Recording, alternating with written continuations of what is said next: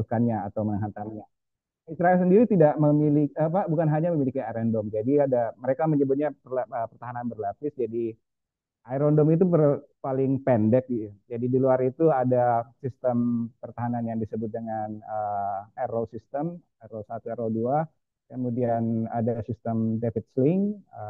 Jadi itu yang dominan. Kemudian dari Amerika Serikat, mereka juga mengakuisisi rudal Patriot juga. Dan tahun lalu sudah dua batalion baterai THAAD bagi teman-teman yang fokus masalah militer. THAAD itu Terminal High Altitude yang terbaru yang dimiliki oleh Amerika Serikat untuk menangkis serangan udaranya. THAAD, dan itu ada dua unit atau dua batalion yang ditempatkan di sana untuk membantu. Nah, selain itu di beberapa kapal perang Amerika Serikat juga di pinggir laut di Mediterania dengan kemampuan. Jadi kalau di angkatan laut itu kalau penangkis serangan udara Amerika Serikat namanya Aegis system, Aegis.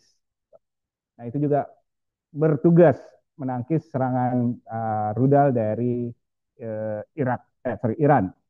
Dan ternyata hasilnya terlihat bahwa tidak sepenuhnya tertangkis dan ya kalau 10% lolos dari pertahanan berlapis ini itu sudah efeknya sudah sangat besar yang terjadi. Dan nanti kita akan diskusikan efek itu bagaimana. Ya sekitar 10%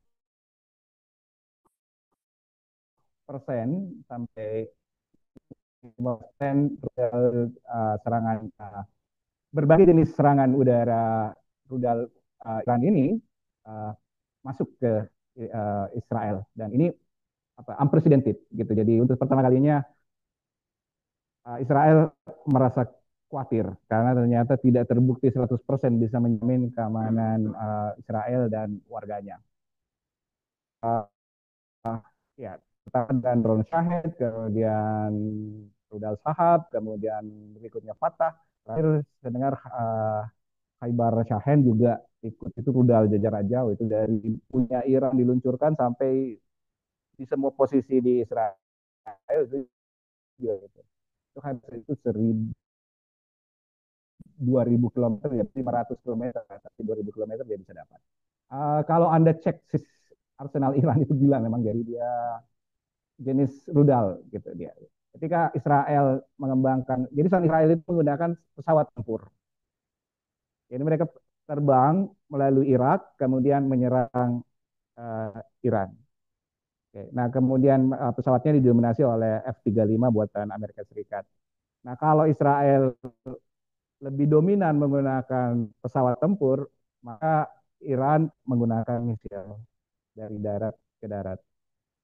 Nah, perkembangan berikutnya, beberapa hari yang lalu adalah Amerika Serikat kemudian juga ikut bermain dengan menjatuhkan bom dan menggunakan B-2 Spirit menjatuhkan GBU-57 MOP, GBU-57 MOP, yang memang spesialis untuk bunker dan sebagainya. Jadi di Fordo dijatuhkan instalasi nuklir di Fordo yang memang hanya bisa dibom dengan pesawat itu dan bom itu. Kemudian dua fasilitas lainnya diserang dengan Tomahawk dari US Navy. Dan kemudian terbaru, baru beberapa jam yang lalu, mungkin baru 12 jam yang lalu, Iran kemudian menyerang pangkalan militer Amerika Serikat El Udeid di Qatar, dan kemudian menarik juga untuk didiskusikan karena ya di satu sisi menambah eskalasi, tetapi sebenarnya juga ada banyak hal yang menarik yang menurut saya ya menarik untuk diamati. Oke, kita akan bahas satu persatu. Apa yang kita ketahui apa jadi di Iran? Jadi di Iran pasca 6 serangan Israel itu ya agak goyang mereka. Agak goyang kenapa kematian pejabat-pejabat tinggi cukup memberi dampak. memberi dampak di dalam politik dalam negeri Iran. Tadi dikatakan bahwa bayangkan kalau di Indonesia umpamanya kalau pejabat tinggi militer kita seperti itu, uh, uh, apa kepala staf dan sebagainya, kemudian terbunuh, ya memang efeknya seperti itu, bahwa ya cukup goyang. Bukan hanya pejabat militer yang terbunuh, tetapi juga serangan ini menargetkan ilmuwan-ilmuwan sipil, dan tentu saja ini merupakan pelanggaran hukum internasional karena menargetkan non kombatan dalam serangan militer. Satu hal tadi bahwa kadang uh, mengkomparasikan atau menyamakan militer Indonesia dengan Iran itu agak rumit, gitu, agak kadang tricky. Karena strukturnya agak berbeda. Jadi kalau struktur militer Indonesia kan itu relatif lebih kompak dengan 3 angkatan. Uh, ya, tetapi di dalam struktur militer Iran, mereka itu punya satuan khusus yang agak berbeda. Terus kemarin kalau di Irak itu dia bagi reguler dengan garda Republik. Nah di Iran dia bagi militernya ke dalam reguler dengan garda revolusioner Corps, garda revolusioner Islam. Jadi dia unit tersendiri. Jadi yang kemarin yang menjadi target itu adalah ditargetkan itu adalah garda revolusioner, bukan militer reguler Iran. Itu agak berbeda. Uh, Sama waktu di Irak 2003 serangan itu ya fokus targetnya memang adalah menghantam garda Republik. Nah, Garda Revolusioner ini jadi kalau di militer Iran itu ada angkatan darat, angkatan laut, dan angkatan udara, maka dalam struktur terpisah itu ada Garda Republik yang juga memiliki struktur yang sama. Nah, model-model seperti ini dianut oleh beberapa negara. Ini mengingatkan kita umpamanya. Jadi kalau tentara reguler itu loyalitasnya pada negara, maka biasanya Garda Republik kalau di Irak dan Garda Revolusioneri kalau di Iran itu loyalitasnya pada partai. Jadi mengingatkan umpamanya ketika Nazi punya pasukan khusus yang namanya SS. Nah itu jadi loyalitasnya berbeda. Nah yang menjadi sasaran kemarin itu adalah figur di dalam Garda Revolusioneri Islam Iran. Nah jadi agak goyang juga kemarin. Terus konsolidasi nasional di Iran pada waktu itu sempat mencuat dengan jadi harapan Israel bahwa ketika terjadi unstable, instability dalam politik Iran, maka berharap bahwa ada gerakan massa atau gerakan populer yang kemudian menumbangkan pemerintahan Islam Iran. Dan ya kita mendengar mungkin yang itu bahwa putra dari Reza Pahlavi, pemimpin Iran yang dikembangkan oleh Imam Khomeini dalam revolusi Islam 1975, keturunannya itu terus juga mengkampanye untuk mau kembali memimpin ataupun memerintah di Iran. Tetapi ternyata gerakan ini tidak terjadi. Nah, kemudian apa yang terjadi di Israel setelah menyerang kemudian serangan balik dalam misil, Israel juga istilahnya kemarin itu dia mencoba menarik kumis the, singa gitu, dia mengganggu singa tidur kan. Mereka berharap bahwa ya, paling serangan misilnya masih seperti tahun lalu gitu, sekedar formalitas saja. Tapi ternyata tidak. Kali ini serangan misil Iran ini cukup serius membuat kerusakan di Israel. Meskipun sebenarnya Israel sudah menyiapkan baik pertahanan serangan udara maupun dalam perlindungan masyarakat sipilnya. Jadi setiap bangunan di sana itu harus dilogika untuk memiliki bunker-bunker. Nah, ketika sirene bunyi, semua orang harus dievakuasi atau masuk ke dalam bunker. Nah, sistem ini yang kemudian meminimalkan korban jiwa. Jadi kalau korban meninggal dunia di Iran serangan pertama kemarin karena memang ada ledakan itu lumayan banyak, ratusan. Sejauh ini di Israel relatif lebih rendah, gitu. puluhan, puluhan. Tetapi itu sebenarnya sangat tinggi, mengingat sistem early warning system mereka cukup bagus. Ketika sirena bunyi, semua orang akan masuk ke bunker. Tetapi kenapa masih bisa ada yang meninggal? Itu juga yang menjadi pertanyaan kemarin. Nah, efek yang juga terjadi adalah uh, terjadi eksodus juga besar-besaran. Ternyata orang Israel sendiri tidak terlalu yakin dengan sistem pertahanan dan yang dibangun, sistem keselamatan yang dibangun oleh pemerintah Israel selama ini. Akhirnya terjadi apa? Eksodus besar-besaran kembali. Ada yang kembali ke Amerika, ada yang kembali ke Eropa, dan yang terdekat itu mereka berlayar ke Siprus. Nah, 2 hari terakhir kemarin sampai Menteri Menteri Israel itu Menteri Pariwisata melarang lagi penerbangan keluar dari Israel karena takut orang-orangnya semua pergi dari Israel. Sehingga yang memungkinkan mereka sekarang adalah menggunakan jalur laut dan yang paling mungkin adalah bergerak ke arah Siprus. Tetapi ini kemudian menjadi olok-olokan karena mengingat ketika mereka menyerang Gaza orang rakyat Gaza tidak bergeming, ketika menyerang orang Israel tidak mana-mana, memang mereka keluar dari pernah ada eksodus keluar dari negara gitu secara besar-besaran. Akhirnya ada olok-olok yang mengatakan bahwa ya some people the land hanya orang tertentu yang itu ternyata meninggalkannya. Masih pada hari-hari ini. Nah, terus apa yang terjadi di Amerika Serikat? Well, ini sangat menarik juga untuk dibahas. Uh, di Amerika Serikat awalnya tidak terlibat, tapi kemudian kemarin dia terlibat dengan menyerang. Saya mengamati secara langsung apa sih terjadi, baik secara faktor individu, kemudian dalam politik nasional Amerika Serikat. Uh, ini agak rumit, tapi nggak apa-apa kita cerita. Oke, okay. So uh, apa yang terjadi? Keputusan Amerika Serikat, kita lihat dulu dengan keputusan presidennya. Sekali lagi membuktikan bahwa ya Amerika Serikat itu punya presiden yang well unpredictable, agak unik gitu ya. Jadi ya kadang ngomongnya A tapi yang lakukan B, kadang ya juga kadang bahkan dia tidak tahu apa yang diomongkannya begitu.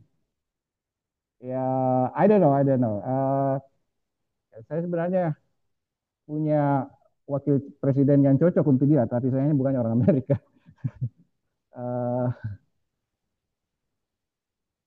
nah, apa yang terjadi pada waktu itu? Uh, saya cukup bingung. Jadi kayak gini, ketika dia menyerang kemarin dengan membom 3 fasilitas nuklir, uh, pertama itu illegal. Kenapa? Tentu saja illegal ya, secara hukum internasional. Yang kedua, secara konstitusi Amerika itu inkonstitusional. Dia nggak boleh. Dalam konstitusi Amerika boleh deployment, tapi keputusan menyerang dan itu harus dengan Kongres, persetujuan Kongres. So, that's the problem. Karena dia tidak mendapat legitimasi dari Kongres untuk melakukan serangan di Iran. That's the problem. So, kemudian yang berikutnya saya mengamati Trump ini meskipun dia aneh begitu, ada satu hal yang saya suka dari dia. Dia dulu, tapi bukan sekarang. Dia dia itu bukan warmonger. Dia bukan warmonger. Dia pebisnis. Dia profit oriented person. Dia selalu melihat peluang secara ekonomi. Dia bukan warmonger dibanding Biden, dibanding apalagi George Bush Junior, bahkan George Bush Senior. Dia itu orangnya economic profit. Nah, ini membuat saya punya sedikit ekspektasi terhadap dia, tetapi kemarin agak agak ya menghilangkan ekspektasi itu ketika dia melakukan serangan, memutuskan untuk menyerang. Tetapi juga saya mengamati serangannya juga, ya serangannya sepertinya terbaca dari awal, kemudian kenapa kenapa dia B2 Spirit itu penerbangannya lewat Pasifik gitu. Terbaca di Guam. Guam melaporkan B2 Spirit dari terbangnya ke barat berarti mau menyerang gitu. Apa yang motifnya ini berarti dia memperlihatkan bahwa dia akan menyerang. Kemudian beberapa saat sebelum itu juga kapal-kapal perang Amerika Serikat dan kapal selam Amerika Serikat bergerak merapat. Kan ada serangan. So, Iran pasti bisa mengantisipasi. So, ada semacam language. So, basically saya membutuhkan semacam deep thinking untuk memahami politik Amerika Serikat. So, kemudian saya memahami bahwa majority, saya mengatakan majority of American people, itu mereka nggak mau Amerika terlibat dalam konflik di Iran secara langsung. Why? They don't want to send their sons, their husbands to die for somebody else war. Dia nggak mau gitu terjadi terulang umpamanya kasus invasi ke Irak, banyak yang meninggal, banyak yang stres gila, PTSD istilahnya, post traumatic syndrome dan sebagainya itu, orang Amerika banyak menderita karena itu. Gara-gara apa? Karena informasi bohong gitu kan. Karena intelijennya memberikan informasi keliru, informasi bohong tentang senjata pemusnah massal Irak. Dan mereka belajar dari situ. Dan terjadi apa yang terjadi? Irak nggak stabil. Mereka tumbangkan pemerintahnya, Irak juga semakin apa, dan kemudian menumbuhkan Al-Qaeda, menumbuhkan ISIS gara-gara 203 ini gitu. Jadi sangat jauh dari main goal dari serangan kemarin. Kemudian apa yang dilakukan di Libya juga memperlihatkan sama, membunuh Gaddafi, menumbangkan pemerintahan Gaddafi, kemudian merubah struktur yang sudah stabil. Efeknya apa sekarang? Orang masih saling membunuh di Libya sekarang. Dan kemudian region juga tetap menjadi tidak stabil. Nah, orang Amerika secara majority menyadari ini dan tidak mau ini terulang. Dan ini akan terulang kalau Amerika Serikat terlibat dalam konflik yang terjadi di Iran dengan Israel. So, semua gitu tiba-tiba serangan itu kemarin. So, di thinking mengamati perilaku, so akhirnya kembali gitu bahwa ini fenomena berulang lagi. Apa yang terjadi adalah ada figur misterius. Ada figur misterius. Nah, di dalam politik Amerika Serikat ternyata kemudian terbukti bahwa IPAC masih mengontrol orang-orang ini. Jadi kebijakan politik elit militer Amerika Serikat menunjukkan, khususnya dalam konflik Iran Israel ini, menunjukkan bahwa IPAC main besar. You guys know IPAC? IPAC? No? Okay. American Israel Public Affairs Committee. You guys don't know that? Maybe some of you do, but okay, for those who don't know this, so ini biasa dikenal sebagai lobby Zionism. Nah, jadi uh, inilah yang mensponsori dan mempengaruhi politik Amerika Serikat. Jadi IPAC Anda, oke, seperti di kelas, saya meminta mahasiswa selalu menyiapkan gadgetnya supaya bisa menggoogling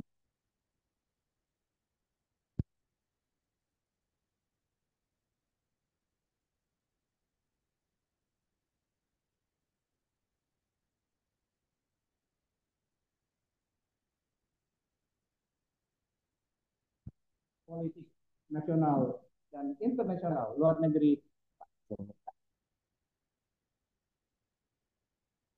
Oke, cek. Oke, ya, mempengaruhi politik Amerika Serikat. Nah, politikus-politikus Amerika Serikat, presiden dan senator, anggota Kongres secara umum, secara majority, kalau mereka mau maju ke terjun politik, maka orang-orang ini datang. Mau nggak kami biayai? Ya, mereka akan membiayai dengan segala cara, bukan hanya dengan uang, untuk politik ini kemudian berhasil. Semua presiden Amerika Serikat rata-rata itu mendapat kontribusi IPAC yang besar. Nah, tentu saja tidak gratis. Nah, mereka akan membiayai kemudian kalau Anda masuk di Capitol Hill, gedung parlemen Amerika Serikat, senator-senator itu akan tulis I stand with Israel, I stand with Israel. Itu menunjukkan bahwa dia sebenarnya dibiayai oleh IPAC. I stand with Israel. Meskipun popular support mengatakan jangan kirim senjata, hentikan serangan ini kan agak susah karena elit ini, politikus ini, politician ini disponsori, dikontrol oleh IPEC. Nah, dari mana IPEC punya dapat duit yang begitu besar yang bisa mempengaruhi atau bahkan mengontrol itu? Dari bapak-bapak dari negara-negara. Okay? Jadi IPEC mengumpulkan uang dari ya, kontribusi dari naik, dari sorry, menyebut mereka. Jadi oke, perusahaan-perusahaan ataupun brand-brand terkenal yang terafiliasi. Nah, itu kemudian yang berkontribusi memasukkan uh, sekian persen ke dalam gerakan international Zionism dan efek yang menyalurkan. Jadi Anda berkontribusi ya, jangan khawatir. Jadi khawatir malah. Oke, jadi ya begitulah cara dunia internasional ini bekerja. Oke, jadi kita semua saling terkait. Nah, uh, inilah kemudian yang membiayai Zionism dan membiayai IPEC dalam membiayai dan mempengaruhi politik-politik Amerika Serikat. Okay, back to laptop. So, what is in the US? So, ya, saya mau kemudian mengambil kesimpulan bahwa ternyata manuver IPEC yang bermain cukup besar dalam memaksa Trump menyerang. Kenapa? Why? Karena saya melihat begini bahwa menyerang Iran itu sebenarnya sangat kontradiktif dengan misi utama ya, dalam kampanye Trump, MAGA itu, MAGA, Make American Great Again itu akhirnya kan kontradiktif dengan ini. Bahkan awal-awal terpilihnya Trump, dia bahkan menyurat ke Ali Khamenei bahwa oke, saatnya untuk kita cool down, peace dan sebagainya. Dia lebih suka dengan penataan ekonomi. Kenapa? Perang akan mengurangi profit dari ekonomi bagi Trump, gitu. Sehingga makanya saya oke, ini punya sisi menarik juga, baik juga nih Trump, karena dia bukan warmonger, tapi itu ternyata uh, terbantahkan juga kemarin dengan serangan Bedo Spirit itu. Nah, akhirnya saya lihat bahwa Trump juga pada satu sisi mencoba mencapai visi politiknya bahwa make America great, mengakomodasi tuntutan dalam negeri orang Amerika dan pendukung-pendukungnya. Perlu ditahu bahwa pendukungnya bahkan di kalangan Partai Republik sendiri hanya nggak sepakat, jangan menyerang Iran, jangan terlibat dalam konflik ini. Nah, tetapi kenapa kemudian Trump mengambil keputusan itu? Ya, kembali ke IPEC. Nah, Trump akhirnya kemudian saya lihat dia mencoba mengambil jalan tengah, mencoba mengakomodasi kemauan dan kepentingan rakyat Amerika dan pendukungnya, bisa satu appease terhadap kehendak Zionis lobby. Oke, nah, di sini mainnya Trump. Nah, kenapa saya bisa melihat begitu? Pertama, Trump agak bingung dari awal, gitu. Dari awal dia agak bingung melihat gitu. Ketika di KTT-G7 di Kanada kemarin, dia sempat keluar dan bingung. Butuh waktu lama untuk dia mengambil keputusan, meskipun dia condemn Iran, tapi dia kayak bingung juga. Yang kedua, yang paling krusial menurut saya bahwa serangan B7 kemarin itu menurut saya itu sangat simbolik, sangat superficial. Gimana simbolik? Kalau memang US mau serius, maka apa yang dilakukan adalah persis seperti yang dilakukan 2003 di Irak atau yang di Libya. Tapi ternyata tidak. Dia membatasi serangan pada pesawat pembom yang terbang tinggi, kemudian mengirim Tomahawk. Dia nggak ngirim pesawat tempur, dia nggak ngirim pasukan pesawat-pesawat yang ada di pangkalan sekitarnya untuk menerobos teritorial udara Iran. Bahkan tidak mengirim pasukan darat. Nah, keberhasilan untuk mengembangkan rezim di Iran itu hanya bisa terjadi kalau mengirim pasukan darat. Tak mungkin dengan serangan udara saja. Dan itu mereka tahu pasti, gitu. Tapi ternyata dia tidak lakukan. Artinya apa? Bahwa Amerika Serikat yang dilakukan kemarin itu simbolis, superficial, untuk menentramkan lobby Yahudi. So, ya masih ada harapan. Kemudian Iran pagi ini juga melakukan hal yang sifatnya simbolis. serangan ke Israel, serangan ke Qatar di Al Udeid di Qatar itu sangat simbolis. Dari beberapa biji roket yang diluncurkan, hanya satu kan yang lolos, dan itu pun karena disengaja diloloskan oleh pertahanan Qatar, uh, dibantu oleh Amerika Serikat. Kenapa? Karena memang targetnya bukan pada sasaran tempat terbuka gitu, jadi jangan aja gitu. Nah, artinya apa? Iran hanya mengirim simbol aja.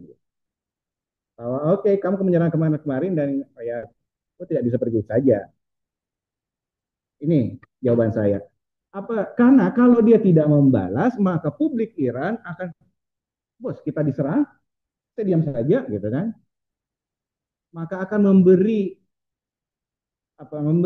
bahan bakar kepada kelompok-kelompok garis keras di Iran untuk bersuara menentang pemerintah. Jadi di Iran mereka itu mereka terbagi sebenarnya juga. Jadi kelompok Ali Khomeini yang kelompok religius, kemudian ada juga yang uh, cenderung moderat, membuka jalur kompromi yang kemudian mantan presiden sebelumnya Rohani uh, itu termasuk yang moderat. Kemudian ada kelompok yang begitu ekstremis yang memang menginginkan konflik terbuka dari awal atau invasi ke Israel. Nah, kemudian apa yang kita ketahui dari region? Region dalam hal ini kondisinya tidak stabil. Prof. Daris dan teman-teman tadi agak khawatir rencana keberangkatan ke Prancis mungkin bermasalah, maybe. Tetapi yang menarik bahwa serangan rudal Iran ke Qatar beberapa jam sebelumnya itu pesawat di no fly zone dimatikan. Artinya apa? Ada komunikasi dari Iran. Bos, saya mau menyerang. Okay. Dan kemudian beberapa saat setelah serangan diaktifkan kembali. Coba cek. Fly zone kembali aktif. Coba cek. Nah, yang menarik lagi, coba cek media sosial Donald Trump yang terbaru. Dia mengucapkan terima kasih, ya kan? Mengucapkan terima kasih pada Iran bahwa sudah mengabari akan melakukan serangan. It's crazy. Okay. So, kedua-duanya adalah simbolis. Okay, but again, this is my subjective perspective. Ya, Anda boleh sepakat atau tidak sepakat dan kita bisa berdiskusi tentang itu. Nah, artinya apa? Bahwa region tidak stabil, tetapi masih ada kemungkinan untuk uh, kestabilan. Kemudian di dunia sekarang, kita mengamati perilaku aktor-aktor utama khususnya dulu. Jadi memang HI kan, HI intinya belajar HI itu hanya melihat aktor, gitu, melihat perilaku aktor. Kita sebenarnya tidak terlalu fokus pada fenomena, tapi melihat perilaku aktor. Itu kita belajar HI. Nah, kita melihat bagaimana negara-negara di luar kawasan melihat konflik ini. Pertama dulu aktor utama Rusia dan China. Rusia sudah ngomong, gitu. Bahkan memberi suara tegas bahwa kalau Amerika Serikat terlibat langsung secara aktif, mohon maaf aja. Gitu. Artinya apa? Dia berani untuk ikut bermain. Nah, kemarin sudah ada pemikiran bahwa akan mengirimkan sistem pertahanan S-400. Nah, S-400 itu, kalau tadi saya berbicara kalau mau sistem Amerika Serikat itu ada THAAD, ada Aegis, ada Patriot, kemudian Israel ada Iron Dome, ada Arrow System, ada David Sling. Nah, kalau di Rusia itu ada S-300, S-400, terakhir itu S-500. Nah, S-400 ini ada kemungkinan mempertimbangkan membawa ke Iran. S-400 digadang-gadang bisa menangkal F-35. Nah, apa yang terjadi kemarin ini sebenarnya keuntungan bagi Iran adalah dia bisa menguji coba rudal-rudalnya. Nah, rudal Khaybar Shehan ini tidak pernah dicoba sebelumnya karena wilayah itu kalau ini kan intermediate range. Jadi Dia kalau dicoba akan keluar dari wilayah Iran. Jadi tidak pernah dicoba sebelumnya. Kesempatan bagi Iran mencoba gitu arsenal-arsenalnya yang belum pernah dicoba selama ini. Dan ternyata mereka bisa belajar lagi. Oh gini loh. Oh kekurangannya seperti ini. Oh bagusnya seperti ini. Mereka juga mempelajari Iron Dome ternyata tidak invincible amat gitu. David Sling nggak invincible amat. Mereka mendapat celahnya. Kalau serentak dikirim gitu, kewalahan mereka gitu. Pasti ada 10% minimal yang lolos. Nah, nah, tetapi Iran tidak mengembangkan sistem pertahanan udara secara khusus yang mutakhir. Dia fokus pada misail dari darat ke darat. Nah, akhirnya kemarin Rusia punya tendensi menempatkan S-400 di sana. China relatif agak lebih kalem dibanding Rusia, lebih mengamati gitu, lebih mengamati. Why? China punya dilema sendiri dia. Di satu sisi dia ingin menunjukkan bahwa I'm a new main player. Kalau Amerika Serikat masih mau berkoar-koar, saya akan menjadi rivalnya. So that's that's that's the main vision. But the problem is dia dalam dilema yang dimiliki oleh China sekarang adalah kalau konflik ini membesar, tereskalasi, Selat Hormuz ditutup.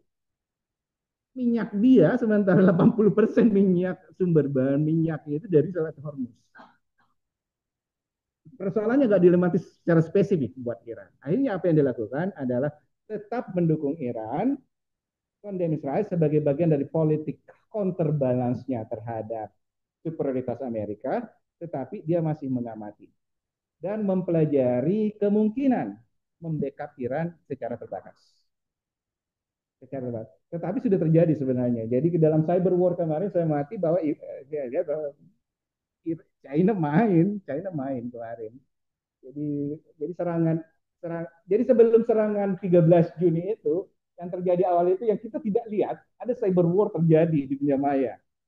Karena serangan Israel itu harus melumpuhkan dulu secara digital sistem pertahanan udara Iran. Nah, itu yang terjadi. Nah, kemarin dan Iran tidak sendiri melindungi dirinya. Banyak dari luar yang ikut main. Yang terbesar dari Rusia dan China kedapatan ikut main juga untuk dalam kepentingan Iran. So that's India, China. Nah, yang lain Amerika Serikat dengan bloknya, Eropa dengan bloknya tentu saja secara univocal, jadi tidak secara pasti akan mengkondem Iran karena secara tradisional mereka mendukung Israel. Ya, makanya di G7 kemarin mereka mengkondem Iran. Kecuali satu anggota G7 yang sangat menarik dan untuk pertama kalinya. Kalau Anda simak baik-baik, Jepang. Asik kan Jepang secara resmi keluar dari tradisi itu mengkondem Iran atau mendukung Israel. Dia justru menyalahkan Israel. Coba cek kemarin hasil G7. Nah, Jepang juga menarik. Dia mencoba keluar dari tradisi loyalitasnya kepada Amerika Serikat pasca Perang Dunia Kedua. Dia keluar. Kenapa? Dia ingin menyelamatkan kepentingan ekonominya. Dia nggak punya sumber daya minyak sih yang kuat. Akhirnya dia harus main cantik juga. Nah, dia harus mempertahankan suplai minyaknya. Tapi perilaku dia ini agak menarik karena mencoba nggak mau lagi ikut trennya negara-negara Barat. So, what do we know next? Apakah ini perang antar negara? Oke. Iran dan Israel memiliki sejarah konflik sudah diceritakan tadi oleh moderator. Uh, Masalahnya apa?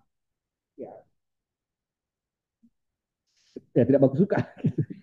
Tetapi isu utama Israel adalah nuclear weapons. Oke. Okay. Oh sorry, kayaknya saya mengambil waktu terlalu banyak ya. Ya, saya berharap ada interaksi nanti. Nah,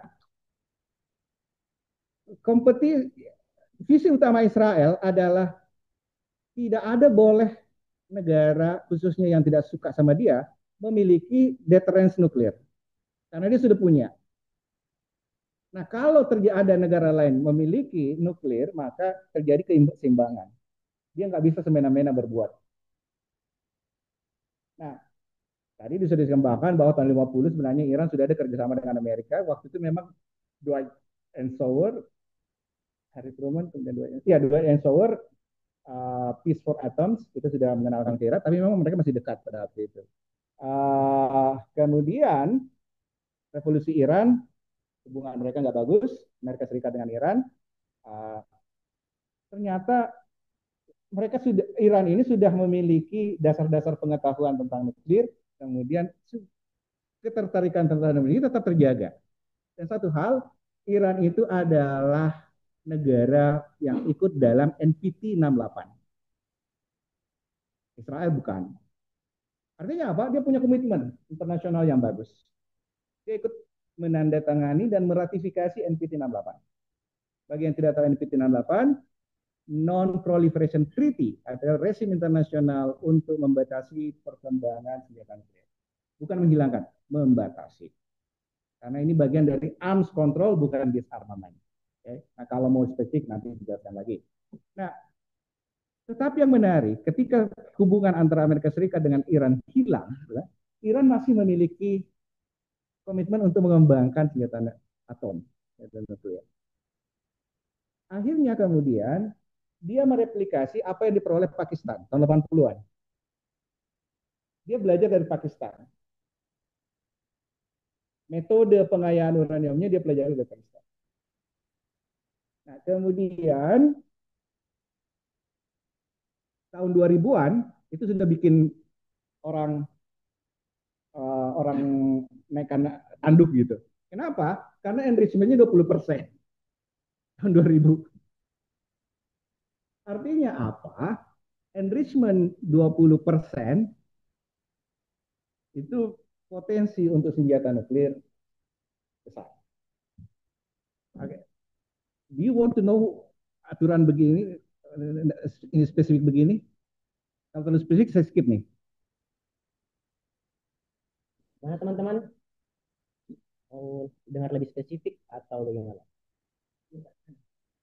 Okay, so I'll tell you the thing here.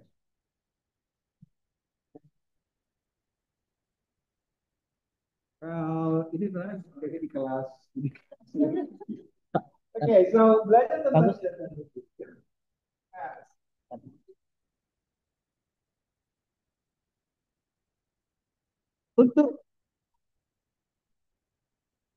untuk memiliki senjata nuklir, Anda harus memiliki yang pertama, masih ingat Irgi, apa yang harus dimiliki? Yes, materialnya. Yang kedua, teknologinya. Biar ada uranium, kalau tidak tahu cara mengelolanya, ya kan? Nah, teknologinya ini penting. Ya, selain teknologi, nanti kemudian masuk kepada delivery mediumnya, wahana untuk mengirimkannya. Nah, di alam uranium itu ada. Indonesia banyak uranium. Nah, uranium itu yang ada di alam itu 238. Oke. Okay? 238. Ini enggak apa-apa gitu. Okay. Nah, untuk bisa diledakkan maka harus menjadi U235. Nah, inilah yang bahan bakar yang didapat untuk membuat senjata nuklir. Oke. Okay? Uranium 235. Nah, ini didapat di alam, sementara untuk mendapatkan bahan bakar untuk senjata nuklir harus U235 yang dilakukan secara alami. Tidak bisa dengan natural kita dapat 235 di alam. Nah, caranya dengan enrichment. Itu disebut enrichment. Pengayaan. Nah, jadi kalau tingkatannya, kalau IAEA, apa itu IAEA lagi?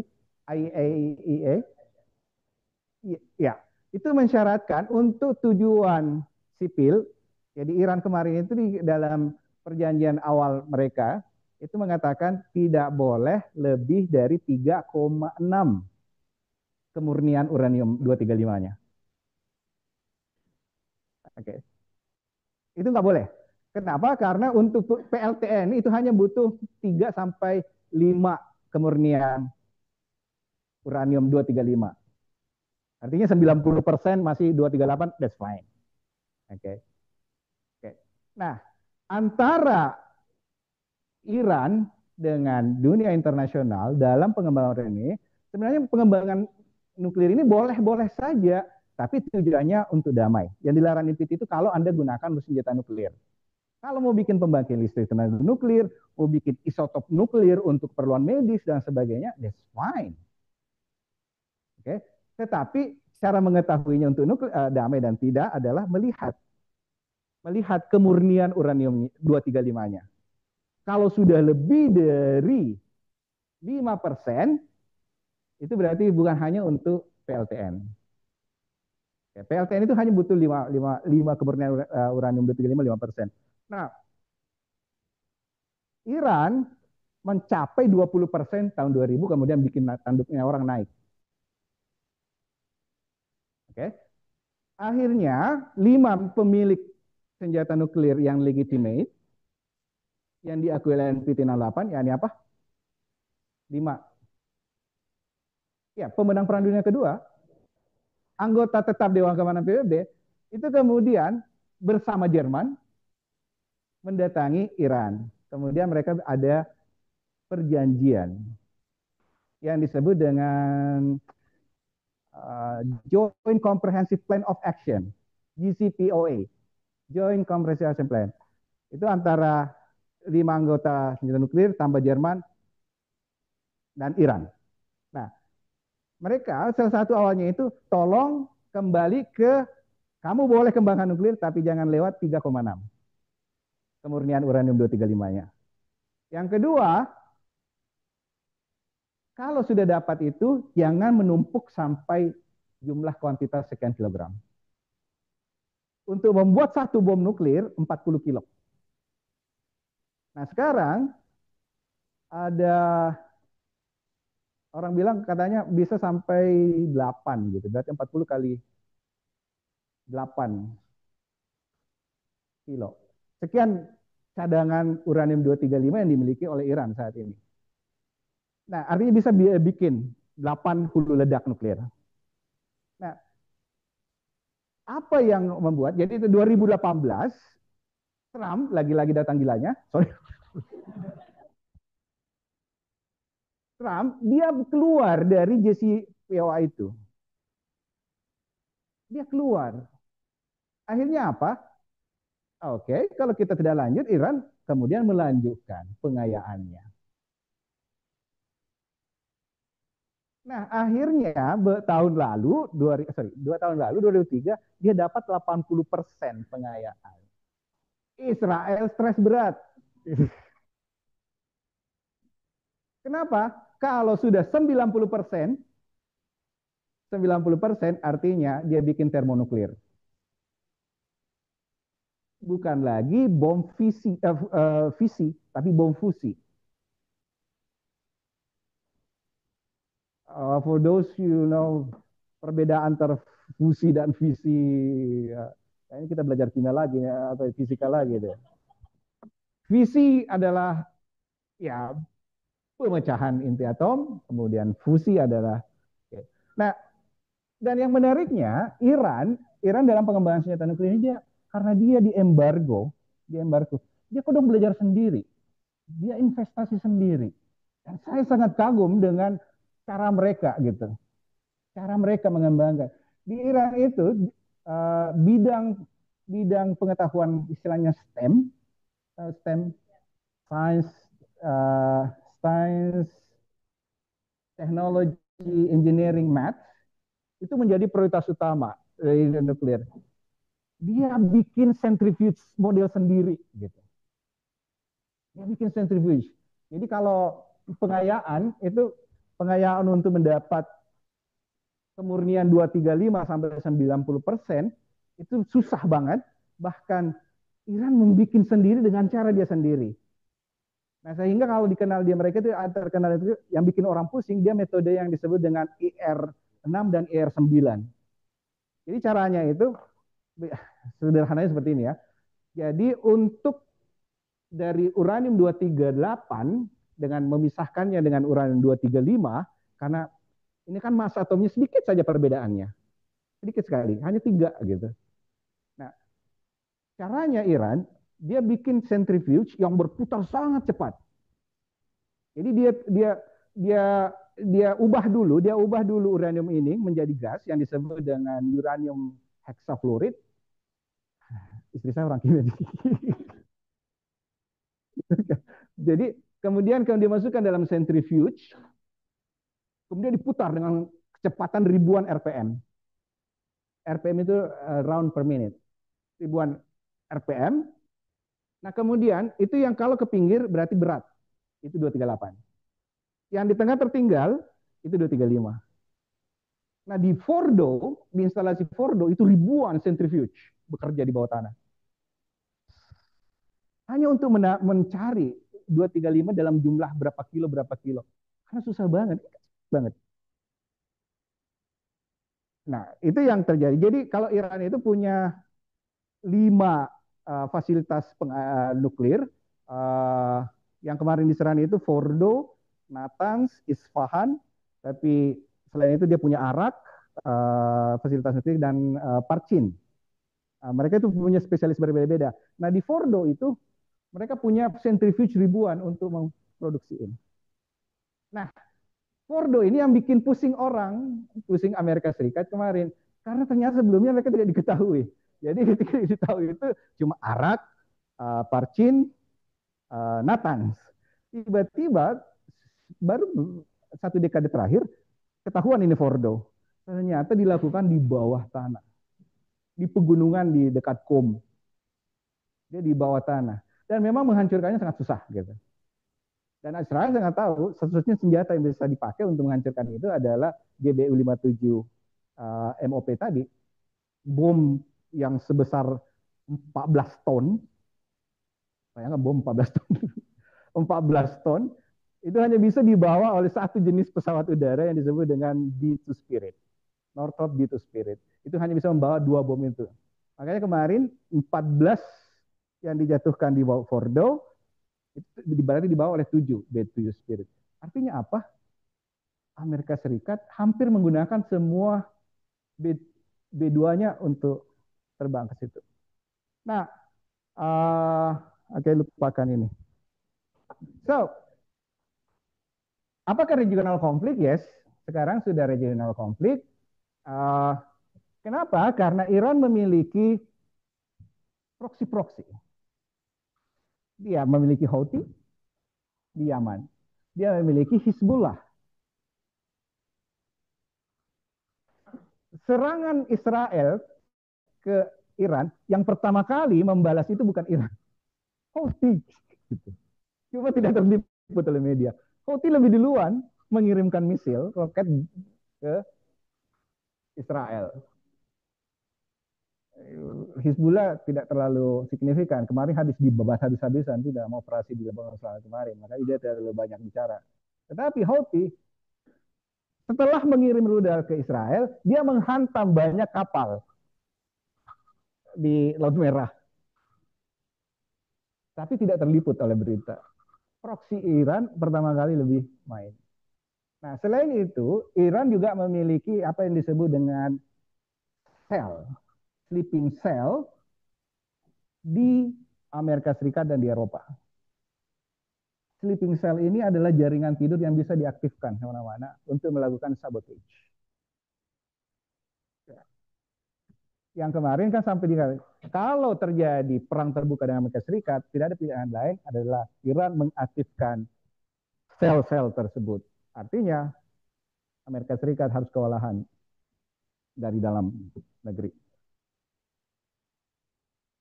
Oke, karena banyak simpatisan Iran juga di Amerika Serikat maupun di Iran. Nah, apakah ini yang mengindikasikan World War III? Semua orang sekarang lebih banyak. Kayaknya ini indikasi World War III ini. Oke, to be honest, me personally belum. Hitungan saya kalau skala 100 ya maksimum 30 kemungkinan itu. Now, why? Saya lihat Iran masih belum all out. Amerika Serikat cuma main simbolis, superficial. uh, ya seandainya Iran all out kemarin, maka dalam hari pertama semua ribuan rudal akan terbang ke Israel. Tapi kan tidak, dia tes terus, kemudian turun perlahan. Jumlah jumlah rudal itu turun perlahan dari hari ke hari. Terakhir setelah serangan ke Qatar kembali masih ada, tapi tinggal beberapa biji. Nah itu terus amati, oke oke oke. Ada yang mengatakan bahwa dia kekurangan jumlah rudal, tapi saya tidak yakin. Saya tidak yakin. Dia punya cadangan arsenal yang cukup banyak, ribuan. Dan kalau dia terbangkan seserempak, Israel akan rata, hancur total. Nah, kenapa saya katakan gitu? Jadi begini, Israel mengembangkan kemampuan serangan udara air superiority namanya. Jadi pesawat tempur, karena dia dapat dukungan dari Amerika Serikat. Tidak banyak negara yang mendapat F-35. Bagi yang tidak tahu F-35 adalah pesawat tempur generasi kelima, artinya bahwa dia memiliki teknologi siluman. Tidak bisa dideteksi radar, susah dikejar dengan rudal. Dijatuhkan. Nah, Israel menginvestasi besar pada kemampuan angkatan udaranya. Di Gaza kemarin dia gunakan habis-habisan juga, dia perlihatkan habis-habisan. Iran kalau mau ikut race dengan Israel, goblok namanya.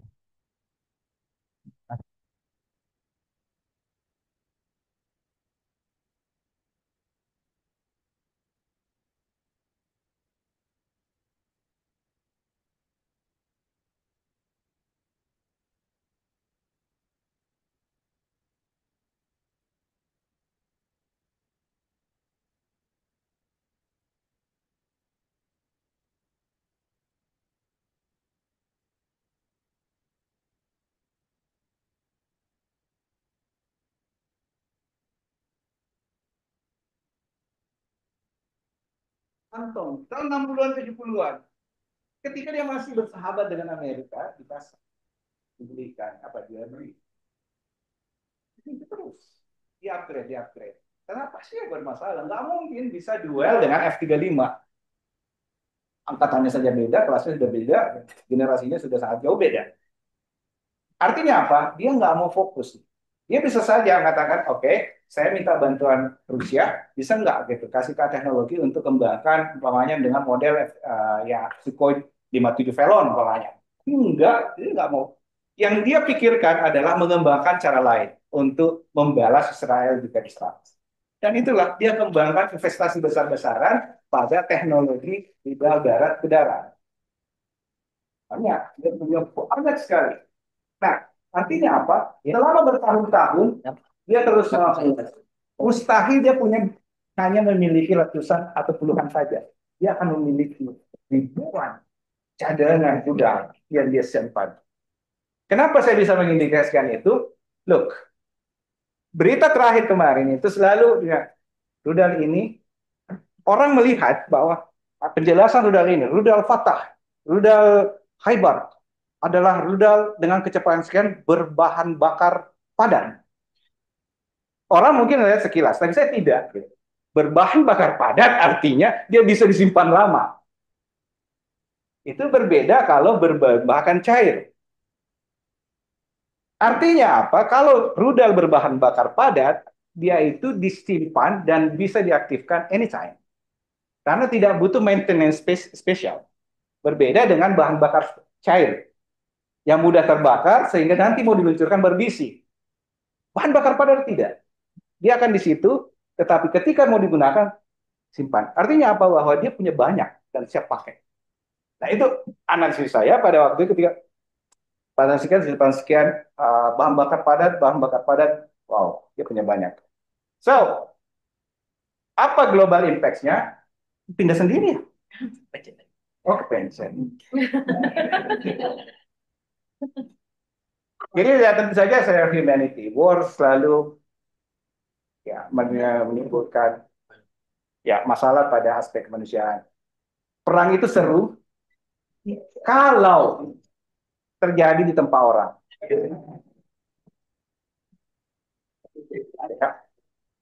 Kalau terjadi di tempat kita itu namanya tragedi. penderitaan. Uh, Anak terbunuh, suami terbunuh. That's satu saja pasti sangat sedih. Tiga saja mahasiswa HI meninggal karena kecelakaan, sedihnya minta ampun dan masih berbekas beberapa bulan yang lalu. Bayangkan kalau puluhan dan ribu mati karena sengaja dibunuh oleh orang dalam perang. Oke, kemudian ya humanity, kemudian geopolitik, ya tentu saja kita sudah tadi banyak melihat bahwa efeknya adalah ya, Amerika Serikat gara-gara konflik ini menurut saya kredibilitasnya akan turun. Kredibilitasnya pertama sebagai dulu dia paling jago tuh, dia paling jago mengatakan demokrasi, rule based world order, WTO, apalagi semua gitu kan. Semua harus dengan tatanan baik. Dan semua terlihat bullshit kan. Dia yang kemudian membatalkan, dia yang menginisiasi perang dagang, dia kemudian menaikkan tarif dan sebagainya. Dia menyerang negara lain berkali-kali. So, secara geopolitikal Amerika Serikat mengalami degradasi supremasi. Dan ini akan dimanfaatkan oleh China. Bukan Rusia. Rusia masih sibuk dengan halaman sampingnya. China sedang mengukur. Oh gini ya kemampuan lo, gitu kan? Kemudian dia berpikir kalau saya serbu Taiwan sekarang gimana ya kira-kira? Itu yang bermasalah. Kira-kira. Nah, Amerika Serikat khawatir dengan China ini, kalau dia fokus punya medan yang lain yang berat, maka China akan memanfaatkan kesempatan menginvasi Taiwan. Oke. Okay. So, ya, itu persoalannya. Maka semua armada ketujuh Pasifik pasti akan dikerahkan ke Laut Tengah, ke Teluk Persia dan sebagainya. Kemudian secara ekonomi, perang pasti tidak bagus secara ekonomi. Dan jika benar Hormuz ditutup, 2 hari yang lalu Parlemen Iran secara bulat menyetujui penutupan Selat Hormuz. Keputusan tinggal di Ali Khamenei. Kalau Supreme Leader sudah mengatakan, oke, okay, betul, ampunlah kita. Bensin pasti naik meningkatnya. Karena ya 20-30% ya, minyak itu di Selat Hormuz. Yang dari Kuwait, yang dari coba aja lihat Selat Hormuz itu gimana sih? Ada tanduk sedikit, dan itu sedikit saja celahnya itu dan dikuasai oleh Iran. Nah itu di celahnya sini, gang buntu ini di situ ada Kuwait, ada Irak, ada apa dan sebagainya. Minyaknya mau keluar harus lewat sini, Selat Hormuz ini yang dipegang oleh Iran. Kalau dia tutup itu, bukan ditutup maksudnya pakai pasang kayu atau pasang bambu, gitu kan. Tapi dia pasangi ranjau. Ya udah, harga minyak akan naik drastis. Tetapi yang menarik tadi, ketika pagi tadi itu di apa namanya di bursa minyaknya itu dulu turun kedua. Kenapa? Karena tiba-tiba uh, Trump sekali lagi aneh, gitu kan? Ceasefire, gitu. Dia serang orang, gitu. Ceasefire. Oke, just okay, that's the problem. Kemungkinan itu terjadi. Nah, mudah-mudahan Supreme Leader Iran tidak memfinalisasi penutupan Selat Hormuz. So, nah, bagaimana HI? How do we understand this? Oke, okay. Pertama, dalam perspektif liberalisme, idealisme dan sebagainya, kita melihat fail to explain. Tidak ada itu kemudian yang mengatakan ternyata bahwa hukum internasional, organisasi internasional, rule-based world order itu bisa membuat perdamaian. Ternyata tidak. Tokoh-tokoh atau negara-negara yang menjadi aktor utama di dunia ternyata mempermainkan hukum internasional semua mereka. So, I don't buy this idea. To explain kasus ini. Realism, iya. Tetapi ada salah satu masalah di realism. Bahwa salah satu aspek di realism selalu mengatakan bahwa aktor internasional itu adalah aktor rasional. Jadi negara itu bertindak seperti manusia dengan logika. Dia akan memperhitungkan untung dan rugi sebelum melakukan sesuatu. Tetapi kalkulasi ini tidak masuk ketika Trump muncul. Ini orang itu bikin bingung banget gitu kan. Kita mau pakai liberalisme hancur gitu kan. Nah, dia nggak peduli gitu.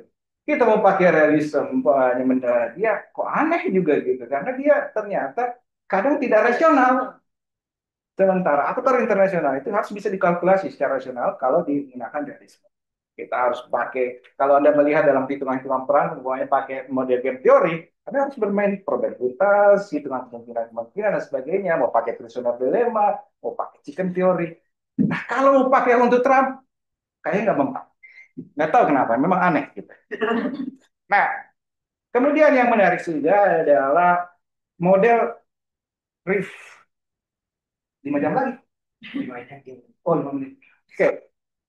Jadi konstruktivisme agak menarik ketika dibahas. Jadi kalau konstruktivisme dipakai kita melihat faktor identitas. Jadi bagaimana nilai itu kemudian dibangun dari pengalaman dan sejarah, kemudian membentuk identitas. Nah, di sini menarik ketika karena konstruktivisme menjadi sesuatu tren sekarang untuk menganalisis hubungan internasional. Kalau Anda melihat gitu permainan di media sosial, narasi-narasi itu sebenarnya adalah narasi model konstruktivisme yang banyak bermain. Membangun identitas, membangun image, dan sebagainya. Orang perang di narasi. Gitu. Nah, itu yang menarik bagi anak HI karena kalian sudah dapat teguran. Oke, ini final word dari saya, give peace a chance. Meskipun saya nggak bingung juga sih. Oke, Assalamualaikum warahmatullahi wabarakatuh. Baik teman-teman, seperti yang kalian dengar barusan, Bapak ini memang ahlinya nih kalau ahlinya jika kita berbicara mengenai perang ataupun suatu keamanan. Nah, pasti teman-teman itu punya banyak pertanyaan, banyak sekali yang mau ditanyakan. Lagi dengan penjelasannya Bapak yang sangat komprehensif. Tapi sebelum itu kita ada beberapa di sini opini-opini, Pak. Silakan. Di komentar kita bakal baca. Ada saudara-saudara pilih. Jadi yang pertama itu di catatan ini, apakah Indonesia aman? Menurut Anda? Cukup jawab satu. Oke, secara langsung mungkin kita tidak akan kena rudal ataupun serangan dari Israel dalam. Tetapi impact secara langsung, khususnya secara ekonomi akan besar. Ya, ada komentar yang kedua. Apakah konflik Iran-Israel ini akan sama seperti Rusia dan Ukraina? Dalam aspek? Dalam aspek skalanya. Skala perang, intensitas. Kalau terjadi, bahkan lebih besar. Jadi kalau Ukraina adalah proksi dari NATO dalam counterbalance dengan Rusia, maka jika terburuknya pada konflik ini bisa memancing bukan hanya aktor itu terlibat secara proksi, tetapi kemudian mereka secara langsung. But sekali lagi saya masih 30% ke sana, 30%. Ya, selanjutnya Ferry Lindplat tadi pagi bagikan sejam kemudian berantem lagi. Ya, juga yang baca berita itu 2 jam 3 jam yang lalu mereka setuju untuk ceasefire. Nah, sampai di satu SKS perang lagi. Dan kemudian yang terakhir konflik Israel-Iran jangan sampai membuat kita lupa terhadap genosida Palestina, Free Palestine. Amin. Baik, saya membuka sesi diskusi, bukan tanya jawab ya, diskusi. Ada teman yang bertanya, kemudian dijawab oleh Bapak, itu bisa kita menentang atau seperti ada argumen lainnya teman-teman. Bahkan teman-teman yang lain bisa menanggapi ataupun menentang lagi jawaban-jawaban dari pertanyaan. Baik, menurut kalian di diskusi. Baik, Bismillahirrahmanirrahim. Assalamualaikum warahmatullahi wabarakatuh. Selamat siang, Pak. Saya cukup menarik ya perkara Iran dan Israel ini karena sangat banyak narasi di sangat banyak narasi di sosial media yang menggaungkan bahwa tidak lama lagi perang dunia ketiga, tidak lama lagi dan sebagainya gitu. Dan rasanya hal-hal seperti itu menciptakan lingkungan yang yang dipenuhi oleh rasa takut gitu. Sebenarnya di lingkar saya gitu. Nah, tadi juga sudah berbicara tentang bagaimana kita bisa menggunakan konstruktivisme untuk menganalisis perkara ini, perkara naratif luar dan sebagainya. Dan itu menurut saya sebuah fenomena yang menarik karena bahkan dari tahun lalu ketika perang Gaza dan konflik Gaza, genosida Gaza yang dilakukan oleh Israel itu sudah banyak orang yang mengambil pendekatan tersebut gitu.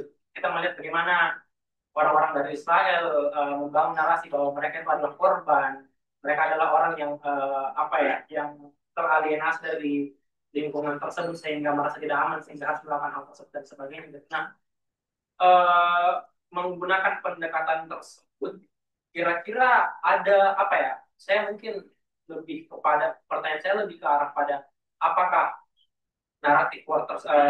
pendekatan naratif war tersebut ketika digunakan oleh negara itu menjadi sebuah strategi yang make sense untuk berpengaruh terhadap perang ini atau memang cuma sekedar ya narasi aja gitu. Apakah memang kayak masih fokusnya masih pada militer dan politik dan sebagainya.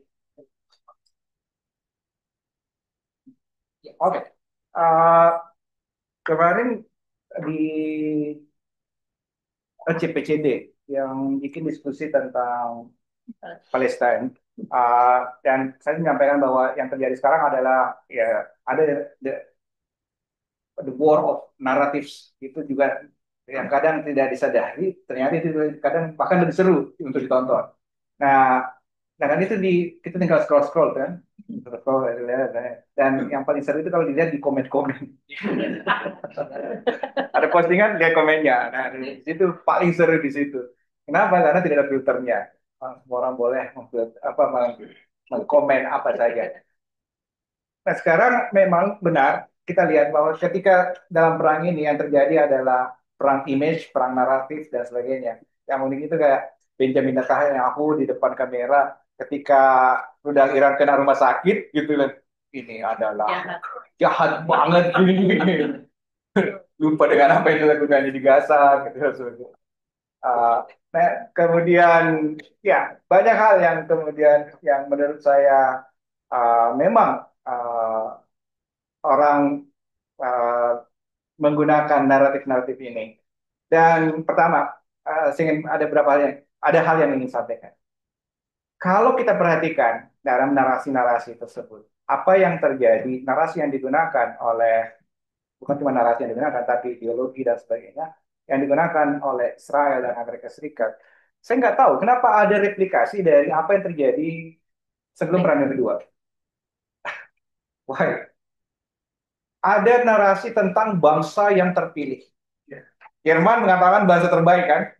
Saya bangsa Arya adalah bangsa terbaik di dunia. This land is promised to them in the Bible thousands of years. Oke. Terus sekarang juga ada yang mengatakan I'm the chosen people. We are the chosen people to live in the promised land. To stay in the promised land. Mirip banget gitu kan. Nah, bagaimana mungkin gitu bahwa narasi yang Anda pikirkan sendiri kemudian Anda membuat tindakan yang merugikan orang yang tidak percaya dengan itu. Ya kan? Kemudian boleh tidak umpamanya Titi yang mengatakan Anda datang mengatakan, Tuhan saya menjanjikan tanah ini ke saya. Terus Anda kemudian tendang orang yang punya tanah ini. Orang itu kan, Tuhan yang mana? Tuhan saya tidak bilang begitu, gitu kan? Itu juga, gitu kan? Itu yang repotnya. Nah, ketika narasi-narasi itu terjadi. Nah, kemiripan yang berikutnya dan yang uniknya itu adalah koinsiden itu. Kalau Anda lihat bulan Juni ketika operasi Barbarossa Jerman menghantam sebuah wilayah besar yang bernama Uni Soviet, Rusia. Itu Juni juga. Itu di tanggal yang sama saya kira. Seperti yang dilakukan Israel mengganggu tidur si singa padang pasir ini. Iran ini. Persis. Dan yang kita takutkan adalah retalisasi juga persis seperti yang dilakukan oleh Uni Soviet ke Jerman. Nah, narasi itu bisa terjadi. Nah, kemudian yang menarik adalah narasi tentang korban Holocaust yang selalu menjadi senjata pemungkas dan kemudian orang jadi muak gitu kan. Saya adalah korban Holocaust. Iya, tetapi masalahnya yang kau lakukan sekarang juga mengulang apa yang Holocaust itu terjadi gitu. Holocaust seharusnya membuat jadi pelajaran bagi kita bahwa ini adalah tragedi sedang sejarah dan jangan terulang kembali. Kenapa kau lakukan gitu? Tapi kan seperti itu. Tapi kan tidak. Bahwa ketika dia victim Holocaust selalu dijadikan alasan. Saya ini victim gitu, playing victim terus dilakukan. Saya ini victim dari Holocaust sehingga ya tolong berikanlah saya privilege dalam apapun. That's problem. Oke. Nah, kemudian isu narasi anti-Semite, antisemitisme. Setiap ada yang kontraproduktif dengan kepentingan dia, kamu antisemitisme. Nah, Israel menyerangnya, apa kamu bilang? Kamu itu antisemit. Nah, itu persoalannya gitu. Setiap hal yang bertentangan dengan keyakinannya dipakai untuk narasi antisemitisme. Nah, sekarang apa yang kita perhatikan kalau kita analisis narasi-narasi itu. Ketika Western membenci Iran, ketika West membenci dunia Islam, dunia Muslim karena kalian itu radikal. Kalian itu ekstrim religious, ekstrim. Coba lihat Israel. Apa nggak radikal banget tuh? Ekstrim ketika dengan keyakinannya kita katakan, saya ini Tuhan sudah pilih saya, gitu. I'm the chosen people. Itu kan pemikiran ideologi yang ekstrim banget. Menjadikan sesuatu yang dia yakini sendiri kemudian menjadi pembenaran untuk merugikan orang lain, bahkan membunuh orang lain. That's crazy. Nah, seharusnya ketika West membenci religious extremism, yang pertama dia kritik itu atau diserang adalah Israel. So, makanya kemarin narasi ini semakin berkembang. Semua orang mengeluarkan narasi-narasi yang kemudian mencoba mendapatkan simpati dan membangun public opinion. Dan efeknya luar biasa sosial media, teman-teman. Efeknya luar biasa. Di dunia barat, di Amerika Serikat dan sebagainya, dukungan terhadap Palestina, antipati terhadap Israel itu semakin naik. Popular support pada Palestina dan popular anti-Israel itu juga semakin naik. Kenapa? Efek sosial media. Karena orang tidak yakin lagi dengan mainstream media, CNN, Fox, dan sebagainya mau didengarkan. No. Sosial media menjadi alternatif. Meskipun butuh filter dengan rasionalitas yang tentunya lebih baik. Seperti itu mungkin saya tidak menjawab, tapi pandangan seperti itu. Kak, Kak. Tapi enggak apa-apa, Ji. Kenapa bebas? Ini masih nyambung masalah narasi gitu. Jadi kan kemarin ini Israel itu operasinya namanya Rising Lion. Jadi kayak dan itu yang saya dengar itu dia mau kasih bangkit kayak apa itu jiwanya Iran sebelum revolusi. Dan itu kemudian datang ke Netanyahu juga dia kayak conference terus dia bilang apa kalian sudah lama ditindas, kalian sudah lama terkungkung dalam garda revolusi yang sebenarnya itu tidak bagus kayak gitu. Jadi kayak dia bangun narasi itu tadi kan benderanya dulu sebelum revolusi singa toh. Jadi kayak dia mau bilang bahwa waktunya sekarang ini dan saya bantu kok ke situ untuk operasi militerku. Jadi kayak dia mau bilang itu ke Iran supaya dapat dukungan dari warga Iran. Nah, tapi yang terjadi adalah warga Iran justru protes gitu. Jadi maksudku gagal dalam tanda kutip ya, mungkin gagal bangun narasinya ini si Netanyahu gitu dengan operasi Rising Lion-nya karena betul dibilang tadi rusak. Selain dia militer, dia bangun sekali tuh narasi supaya warga Iran dan internasional itu kayak cap jelek ini garda revolusi begitu. Nah, itu tadi hasilnya adalah justru di demo si Israelnya gitu. Jadi kayak gelombang demonstrasi di Iran itu besar sekali terhadap Amerika Serikat, bukan ke pemerintah Irannya. Mungkin dia kayak mau bikin Arab Spring model-model begitu ya kak ya. Jadi kayak berbanding terbalik dengan harapannya si Netanyahu pada waktu itu. Itu menurut Kak bagaimana Kak untuk counter narasinya? Ya, jadi kasus musibah terbesar di Timur Tengah dalam 2-3 dekade terakhir ini kan adalah invasi Amerika Serikat 2003 ke Irak. Iya, ada 3. Nah, kemudian eh, Libya, kemudian Syria. Nah, itu tragedi terbesar dan kemudian menghancurkan stabilitas regional di Timur Tengah terutama. Nah, yang menariknya, sebelum sebelum Saddam Hussein digulingkan, sebelum Bashar al-Assad digulingkan, sebelum Gaddafi dibunuh, Yang main narasi. Betul. Netanyahu menyebut itu secara langsung. Netanyahu selalu meminta Amerika Serikat tolong bahwa ini sumber masalahnya yang ini. Kalau ini orang ini dibunuh, selesai persoalan.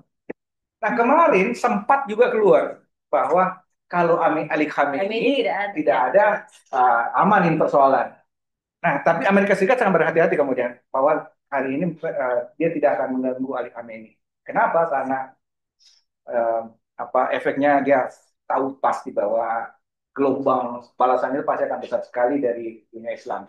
Nah, bahkan Syiah Sunni akan bisa bersatu pada kasus ini. Nah, narasi-narasi seperti itu kemudian dimainkan, selalu saja dimainkan dan yang selalu dibodoh-bodohi, maksudnya diperalat, kenapa justru Amerika Serikat?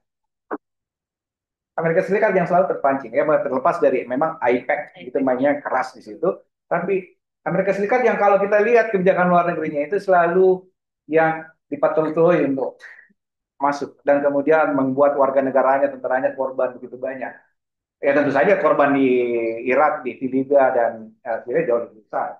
Nah tetapi yang ingin saya perlihatkan di sini bahwa apa yang terjadi di Arab Spring kemudian mengakibatkan tahun ini tumbangnya dinasti Al-Assad, sebenarnya Israel juga memainkan narasinya bahwa masalah itu kemudian Amerika Serikat ikut campur dalam politik dalam negeri Syria, membiayai kelompok-kelompok Sunni untuk memberontak melawan Assad, keluarga Assad. Nah, di Libya juga seperti itu. Semuanya dimulai dengan Israel mengatakan ini orangnya harus dibunuh, ini pemerintahnya harus ditembakkan. Dan yang mengumumkannya selalu orang yang sama itu, Bibi, panggilannya Bibi. Gitu. Selalu orang itu yang mengatakan ini, bahwa kalau dibunuh ini hilang. Nah, Anda lihat bahwa dalam sistem nilai internasional begitu mudah menyebut bahwa bunuh saja ini. Seperti nyawa orang begitu murah gitu. Apalagi pemimpin negara atau pemimpin spiritual dan sebagainya. Satu warga biasa mungkin tidak sepantasnya ada orang yang dikatakan ini persoalan selesai kalau meninggal itu atau dibunuh saja. Nah itu yang dilakukan oleh Israel. Bahkan kalau Anda lihat bagaimana dia menghalangi progres dari perkembangan nuklir Iran, apa yang dilakukan? Membunuh orang sipil. Dengan agen-agen itu membunuh membunuh ilmuwan-ilmuwan dan sebagainya. Kalau Anda lihat ilmuwan-ilmuwan Iran itu, kadang banyaknya yang dibunuh di jalan, diracun, di bom dan sebagainya. Jadi di jalan di mobilnya tiba-tiba ada orang keluar depan tembak itu dengan senjata mesin, kemudian hilang orang. Ya Mossad, kerjanya Mossad. Kalau Anda bisa lihat, Anda bisa cari daftar. Dan ternyata Iran tetap sabar terus memproduksi, meregenerasi ilmuwan-ilmuwan yang kasihan. Padahal kalau dipikir, siapa orang yang mau jadi ilmuwan kalau terancam hidupnya? Gitu. Tapi ternyata orang Iran tabas banget gitu. Ayo kita jadi ilmuwan. Padahal setiap saat bisa dibunuh oleh Israel. Oke, nah, so ya again bahwa narasi dan memang Persia itu kaya dengan sejarah dan simbol simbol dari singa itu sebenarnya memang milik Iran, Persia terutama. Jadi Persia juga pun sangat luas karena di dalam dinasti pun juga ada banyak dinasti di Persia, Sasani dan sebagainya. Kemudian di wilayah ini juga bukan hanya satu kerajaan yang pernah ada, jadi dari Babilonia sampai apa dan sebagainya terakhir umpamanya ya negara modern Iran ini. Nah, negara ini kaya. Kemudian negara ini dia punya kultur nasional, karakter nasional yang tidak melempem, maksudnya tidak murah. Tidak seperti umpamanya ketika diserang langsung eksodus. Kita lihat umpamanya siapa negara gitu kan, yang ketika baru beberapa rudal tiba-tiba sudah berjubel di bandara untuk melarikan diri. Kita sudah tahu negara apa itu kan. the chosen people, gitu. Ya, ya, dan begitulah cara the chosen people, supaya menjadi the chosen, gitu kan. Nah, Iran tidak seperti itu. Dan kalau saya lihat sekarang, jadi saya mengamati bagaimana sebenarnya kohesivitas nasional. Apakah dengan serangan ini kohesivitas nasional itu pecah? Betul. Tidak, gitu. Ya. Tidak. Solid, ya. Yang diharapkan Israel ketika diserang gunakan bahwa ini seperti upaya pembebasan terhadap rezim spiritual Islam Iran ini, kemudian rakyat bisa kemudian bebas, ternyata tidak mempan. Justru serangan ini membangun solidaritas baru gitu. Kemarin isu yang coba katakanlah putra Reza Pahlavi itu mau kembali, ternyata tidak mempan. Ya, tidak signifikan muncul di sosial media. Nah, ya benar bahwa Iran tidak mudah untuk kali ini. Kalau umpamanya Israel berpikir apa yang dihadapinya seperti menghadapi umpamanya Gaza, yang dia bisa membom senanya, kali ini agak susah. Dia menghadapi lawan yang tidak mudah. Seperti yang teman-teman dengar, bagaimana kekuatan narasi dan framing itu bisa menjadi landasan untuk kekerasan, dan bahkan ini tidak perlu kita lihat dari level negara, kita lihat di kehidupan sehari-hari kita, bagaimana framing orang-orang itu bisa mengubah kehidupan orang lain.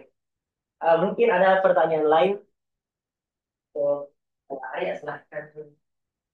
Saya mungkin boleh Pak, kalau tadi kata lagi posisinya, saya kembali lagi ke liberalismenya Pak. Karena mungkin kalau kita lihat ini Iran yang memang sudah porsi pengembangan nuklir itu sudah di luar dari yang apa seharusnya dalam NPT. Nah ini kan sama kasusnya Pak dengan Korea Utara kemarin. Ya, dia melanggar asas yang ada di dalam NPT. Ya, di mana Korea Utara memang meninggalkan NPT, tetapi yang di dalam NPT itu menganggapnya tidak sah.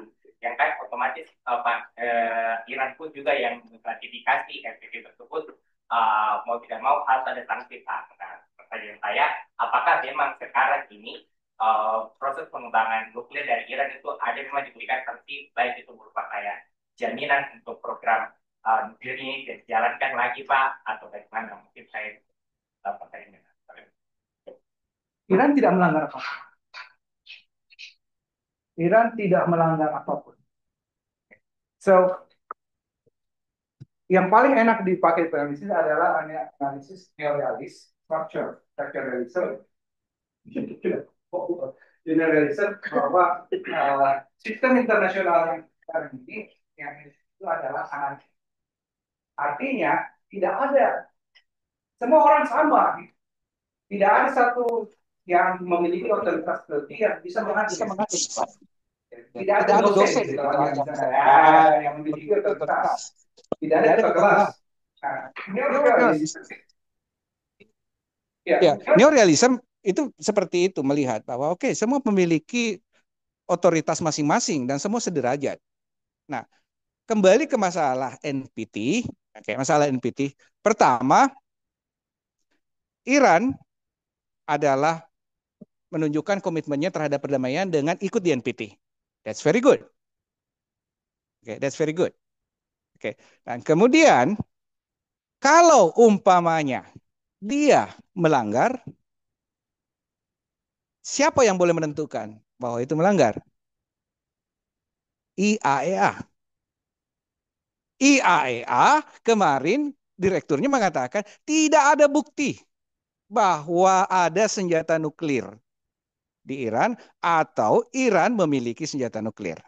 Memang Iran tidak transparan, tetapi sejauh ini IAEA tidak memiliki bukti kepemilikan senjata nuklir. Ya, memang tidak ada bukti. Ya, IAEA juga tidak salah. Nah, siapa yang boleh menentukan itu? Menentukan ya IAEA. Israel tidak memiliki hak. Amerika Serikat juga tidak memiliki hak menghukum orang yang melanggar. Tidak ada model hukuman dalam rezim internasional. Rezim internasional itu ya NPT dan sebagainya. Jadi bukan kalau disebut rezim internasional bahwa rezim pemerintahan, otoriter dan sebagainya. Bukan.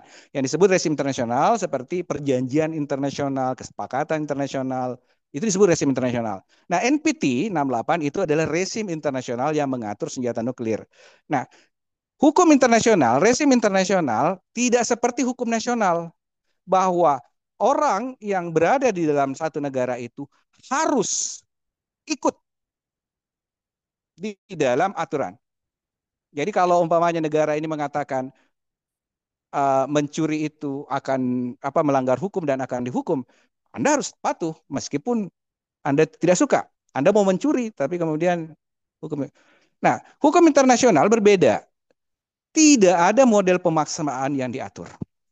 Tergantung dari komitmen dari negara tersebut, hanya menunjukkan komitmen. Nah, kalau umpamanya, dan yang saya paling takutkan, kalau umpamanya Iran menyatakan mundur dari NPT 68, saya sangat takut jika ini terjadi. Tidak ada masalah. Masalah. Kalau dia mau kembangkan senjata nuklir, kenapa Israel punya?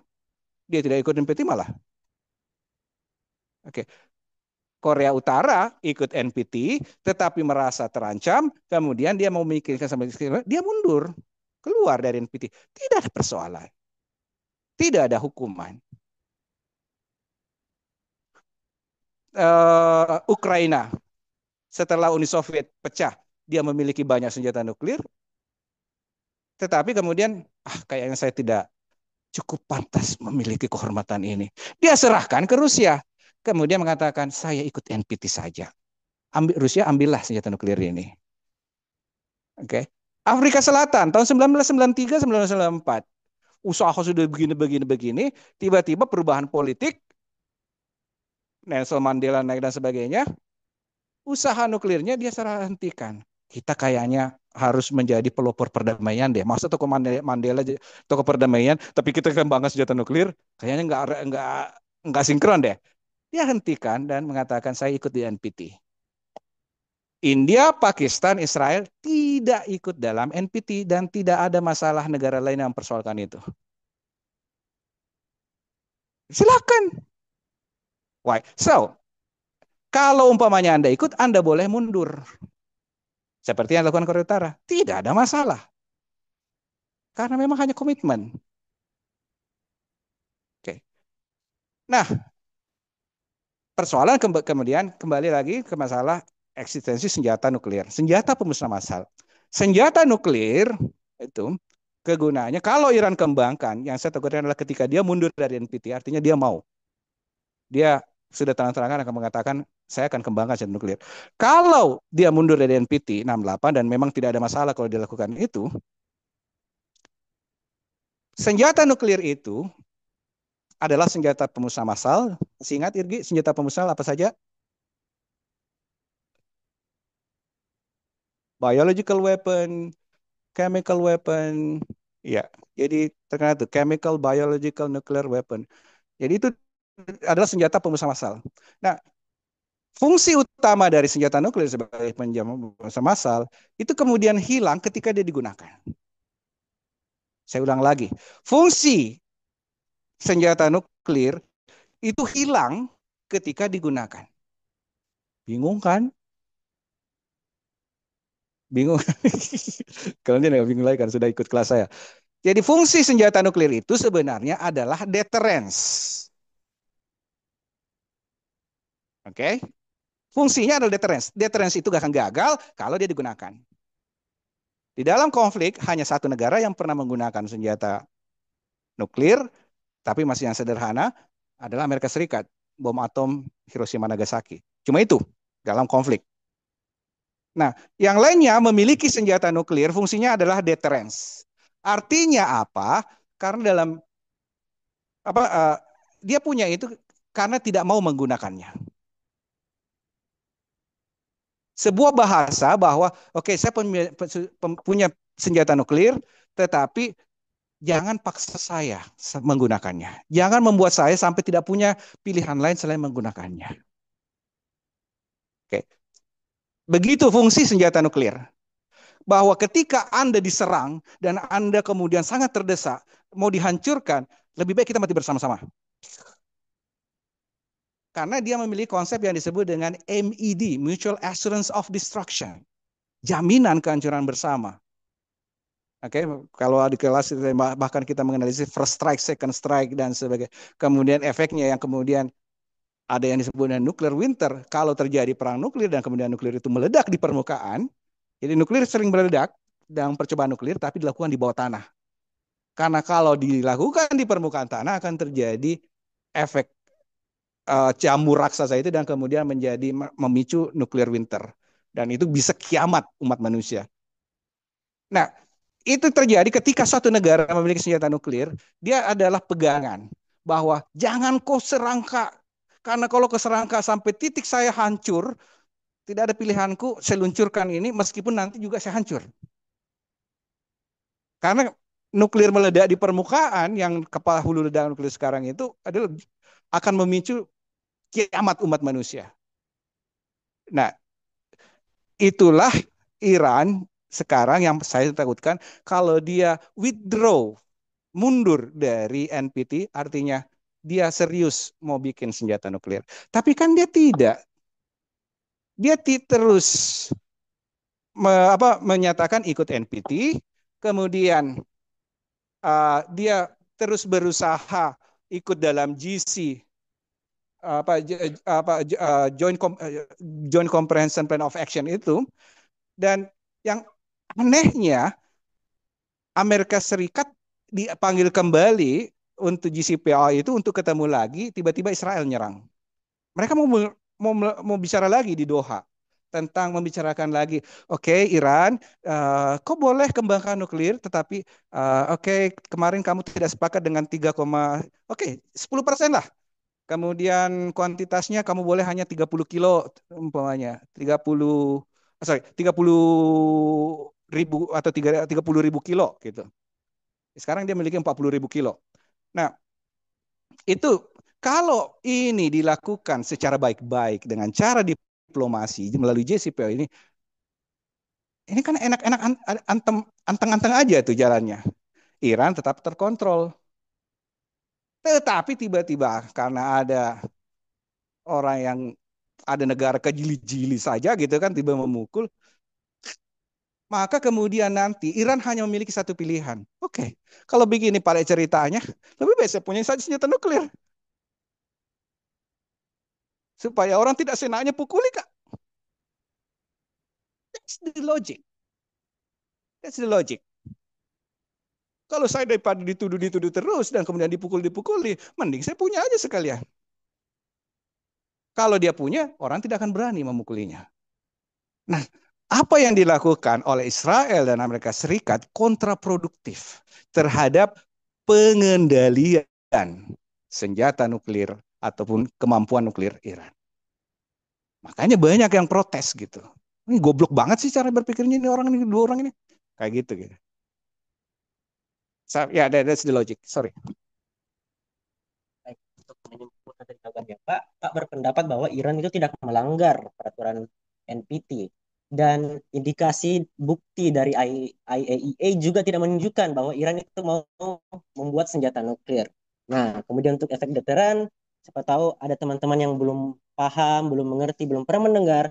Coba kita bayangkan, analogikan, pasang papan depan rumah, tulis rumah ini punya pistol, jangan menerobos. Itu tujuannya, jangan masuk. Kalau masuk sembarangan, ditembak. Nah, mungkin untuk Kak Arya, siapa tahu punya pendapat lain atau teman-teman yang punya argumen lain. Dan saya lihat tadi ada Kak yang di sampingnya Arya, siapa tahu bertanya, berikan pendapat, silahkan.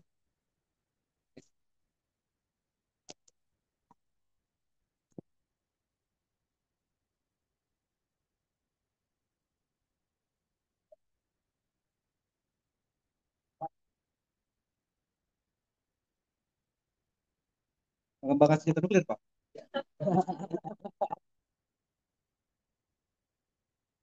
Pembahasan tadi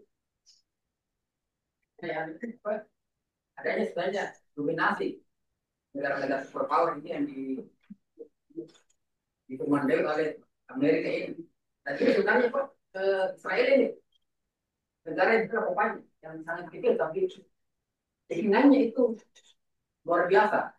Dia yang menjadi dominan, kira-kira menurut pendapat Pak Agus ini, kira-kira apa yang membuat Israel itu begitu kuat, arogan, kemudian kira-kira apa yang bisa ambil itu Pak? Sebagai kita negara Indonesia yang belum diperhitungkan, kira-kira pelajaran apa kira-kira yang kita bisa ambil dari konflik antara Iran ini dengan Israel? Kemudian ada di belakangnya ini Amerika. Apakah kira-kira ini akan seperti ini selamanya? Dan ada ramalan bahwa Israel itu akan hancur pada tahun 2020. Kira-kira seperti apa kira-kira? Kira-kira itu akan terjadi kira-kira. Ya. Oke, jadi saya mau coba menghindari eh, apa ya pendapat dengan identitas cultural saya gitu kan. Saya objektif mungkin, subjektif mungkin. Jadi meskipun umpamanya bagi yang beragama Islam sudah memang ada warning bahwa bangsa ini memang hati-hati dengan bangsa ini, gitu kan. Uh, the chosen people ini. Uh, tetapi satu pertama dulu, kita harus bedakan antara Israel dengan Yahudi. Oke, ini adalah dua entitas berbeda. Oke, Yahudi tidak semuanya mendukung Israel. Oke, dan Israel ternyata tidak selalu harus sejalan dengan agama Yahudi.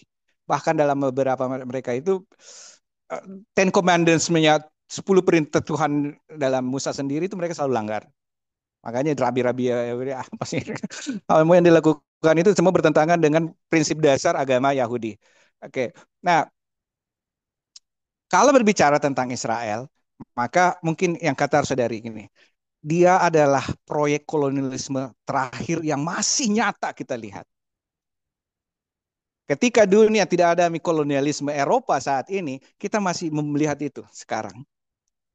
Jadi ketika bagaimana bangsa berbeda datang, kemudian tinggal di situ, kemudian mengeksploitasi dan kemudian mempersekusi orang. Itu adalah proyek kolonisme modern yang masih nyata bisa kita lihat dan pelajari saat ini.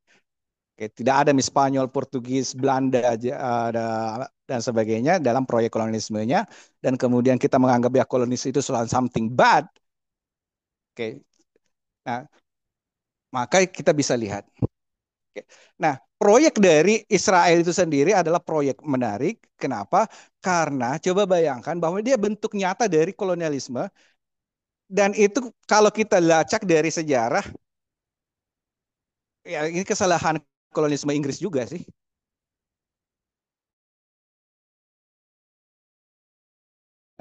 Kolonialisme Inggris, coba bayangkan, Inggris, tanah ini, Palestina ini, ketiga orang berbeda, begitu kan? Dia tidak punya tanah itu, tapi dijanjikan kepada tiga orang berbeda. Oke, jadi ketika umpamanya,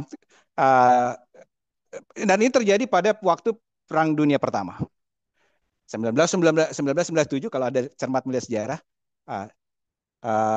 Herzog dan kemudian ada Sionisme, kemudian deklarasi Balfour menjanjikan tanah ini ke orang Israel. Satu, pada Perang Dunia Pertama ini, pada Perang Besar ini, Inggris berperang dengan Turki di situ. Ini kan wilayah Turki, kekuasaannya Turki semua. Dulu, bahkan sampai di Afrika Utara. Nah, dia berperang dengan Turki, kemudian dia memancing nasionalisme orang Arab untuk menentang Turki. Arab Hashemite, yang sekarang menjadi penguasa Jordan, adalah orang yang dijanjikan juga. Kalau kalian melawan Turki, kalian dapat tanah ini loh. Hashemite, dia mempelopori nasionalisme Arab untuk dia janjikan tanah itu, gitu, Palestina. Karena tanah itu kan dia tanah suci gitu, di tiga agama. Nah, pihak ketiga, menjelang akhir, Inggris, Menteri Luar Negeri Inggris bertemu dengan Menteri Luar Negeri Prancis. Maka lahirlah perjanjian yang disebut Sykes-Picot Agreement. Coba aja cek Sykes-Picot Agreement. Dia bikin garis, nanti ini belum selesai perang loh. Turki belum kalah. Nanti kalau menangki bos, saya ambil ini, kamu ambil itu. Dia bikin garis. Itulah yang kemudian memisahkan Irak dan Suriah. Garis Sykes-Picot itu. Dan termasuk wilayah yang untuk wilayah di pinggir antar Sungai Jordan sampai Laut Tengah yang disebut daerah Danau Galilea, Sungai Jordan. Nah, inilah kemudian nanti di bawah administrasi Inggris. Untuk bagian Suriah dikasih Prancis. Nah, coba bayangin bahwa mental kolonial ini gitu oleh Inggris, bukan dia yang punya tanah, dia janjikan tiga orang berbeda pada saat bersamaan gitu kan. Jauh kan memang ini orang. Nah, kemudian proyek ini yang disebut dengan proyek Zionism untuk membangun itu kan secara berurut itu Herzog, kemudian Declaration Balfour, kemudian berdatanganlah orang-orang. Nah, kalau mau dicek sebenarnya, kalau mau berani tes DNA antara orang Israel dengan orang di Gaza, lebih Yahudi, lebih Ibrani orang di Gaza. Makanya nggak berani maksud saya. Mau nggak Israel dicek DNA, dilihat kalau sekian persen darah Yahudinya nggak boleh. Orang Palestina juga dicek dong, kalau ada keturunannya. Kenapa? Karena mereka turun-temurun di situ, pasti ada perkawinan dengan antara Yahudi dan Arab. Yahudi dan Arab. Sehingga mereka punya darah yang lebih besar, orang Palestina, darah Ibrani dibanding pendatang-pendatang yang datang kemudian ini. Karena mereka ratusan tahun nggak tinggal di situ. Maksudnya pendatang itu tadi. Nah, tetapi sekali lagi bahwa ini adalah proyek kolonialisme.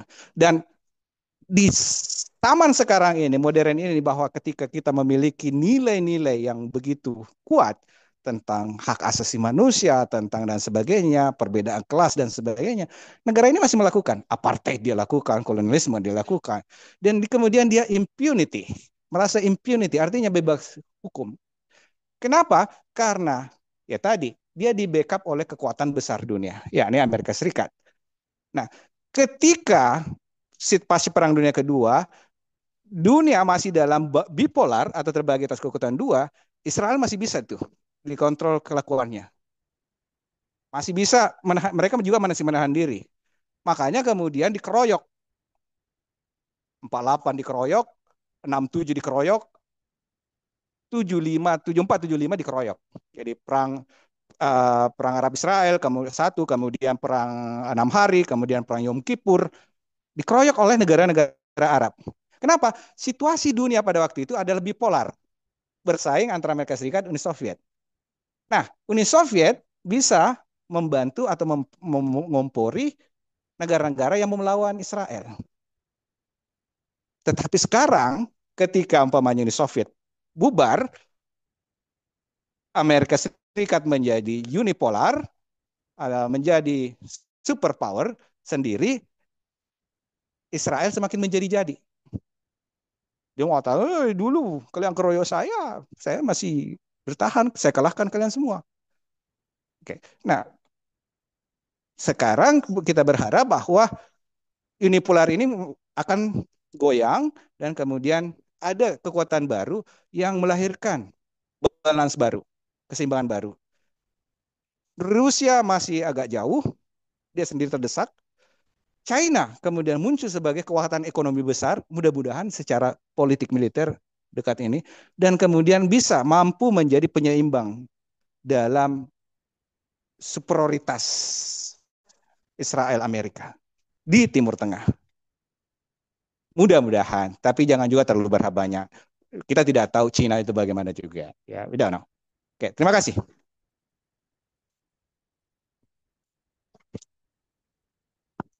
Kira untuk menambahkan sedikit, jika ditanya mengenai kenapa Israel sudah bisa sebegitu kuat, karena mereka hidup di lautan negara Arab. Mereka sekelilingnya itu negara-negara musuh, jika mereka lemah, ya mereka bakal mati. Jadi yang dipikirkan adalah bagaimana cara mereka selamat, dan salah caranya adalah dengan mengembangkan senjata-senjata teknologi-teknologi untuk tetap bisa hidup. Nah, mungkin teman-teman dari mendengar kita izinkan lagi satu pertanyaan ataupun bisa saja teman-teman kalian memberikan suatu pendapat, nanti Pak Agus yang akan mengomentari. Itu bisa sekali. Jika ada yang ingin bertanya, memberikan pendapat untuk kita diskusikan. Pulang dulu. Kesempatan terakhir, siapa tahu ada yang mau. Baik Kak, silakan perkenalkan.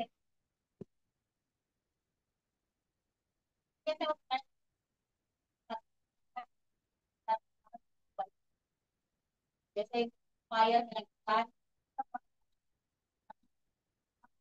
kan dampaknya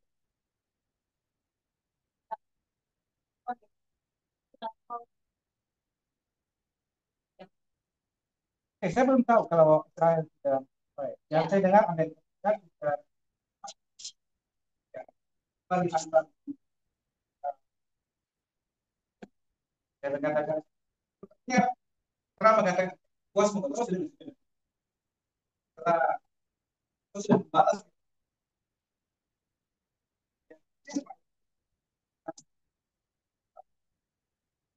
official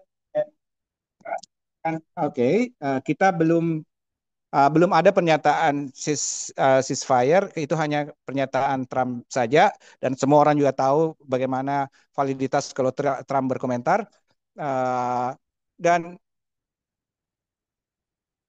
setelah itu kalau tidak salah masih ada rudal. Beberapa jam yang lalu masih ada rudal yang terbang ke Israel. Nah, Iran sendiri sudah memberikan sinyal bahwa saya tidak ada masalah dengan perdamaian sepanjang dia berhenti menyerang juga. Nah, yang selalu kita lihat di sosial media kita, mungkin karena FYP kita algoritmanya terpengaruhi oleh preferensi kita, yang selalu kita lihat itu adalah rudal-rudal Iran yang ke Israel. Yang luput dari FYP kita adalah serangan udara Israel ke Iran. Nah, Israel yang masih terus aktif menyerang sebenarnya. Nah, ini makanya Iran mengatakan saya tidak masalah sepanjang dia berhenti menyerang. Karena memang yang masalah Israel, dia memulai serangan gitu. Dia memulai serangan. Nah, kalau umpamanya Israel berkomitmen ceasefire, menghentikan serangan, saya kira Iran akan juga ikut dan akan kembali fokus dengan mengembangkan senjata nuklir. Maybe. Gitu. Ya, seperti itu. Oke, sorry saya bercanda bagian akhirnya. Baik, terima kasih Pak. Baik, karena sayangnya karena keterbatasan waktu kita juga, diskusi ini sangat terbatas ya teman. Tapi sebelum saya tutup, saya ingin bertanya kepada salah satu audiens bagaimana ulasan atau review. Tapi pada kesempatan ini karena ternyata ada angkatan 2025 yang ikut, saya ingin bertanya kepada salah satu dari kalian. Nah, kebetulan yang saya kenal di yang baju apa, Pak? Ayo, siapa yang mau? Ditunjuk itu? Silakan. Perkenalkan diri.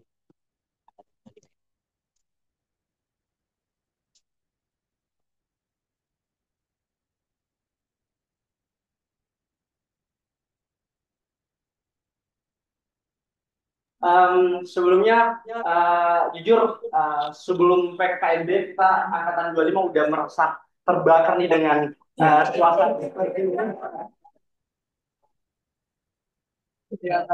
gara-gara rudal. Sebenarnya saya sendiri agak kurang tertarik dengan konflik peperangan itu dan semasa SMA alasan saya juga mengambil program studi ini karena saya merasa bahwa ada passion saya di dalamnya untuk membahas terkait dengan bagaimana hubungan diplomasi antara satu negara dengan yang lainnya. Tetapi ternyata saya hadir di sini, saya melihat bagaimana pemaparan dari Bapak Pak Agus tadi terkait dengan konflik peperangan antara Iran dan Israel, dan menurut saya ini adalah satu hal yang unik juga ya buat teman-teman 25 mungkin yang nantinya ketika memulai masa perkuliahan kita masih pengenalan tentang prodi-prodi tentang mata kuliah yang ada di hubungan internasional, tapi kita sudah ada insight baru nih soal peperangan yang mungkin bakalan kita jadikan pembahasan lebih lanjut ketika ada tugas terkait dengan peperangan itu sendiri. Dan juga saya mengucapkan terima kasih banyak untuk pihak Departemen Ilmu Hubungan Internasional yang telah memberikan kami wadah, dan buat teman-teman angkatan 25 juga yang bisa hadir di sini dan bisa melihat secara langsung bagaimana sih kondisi dan situasi dari Departemen Ilmu Hubungan Internasional itu sendiri. Mungkin cukup sekian. Saya berharap semoga HI ini bisa menjadi wadah yang betul-betul mengasah potensi dan minat bakat dari teman-teman angkatan 25. Mungkin cukup sekian. Terima kasih, Kak. Akhir spesial dari Pak Agus ingin bertanya ke Ahdan, anaknya Bapak. Gimana reviewnya ulasannya? Ada. Can't say anything. You wanna say something? Whatever. About your impression maybe in this forum about Iran-Israel war. Any questions that I want to ask about it? Many comments because we have no time to answer your question. I don't have anything. Ya, apa ya. Baik. Saya kira itu semua teman-teman. Acara kita telah dirangkum. Untuk itu saya moderator Muhammad Sumari atas Manjawardana. Dengan segala kekurangan saya mohon dimaafkan. Saya juga.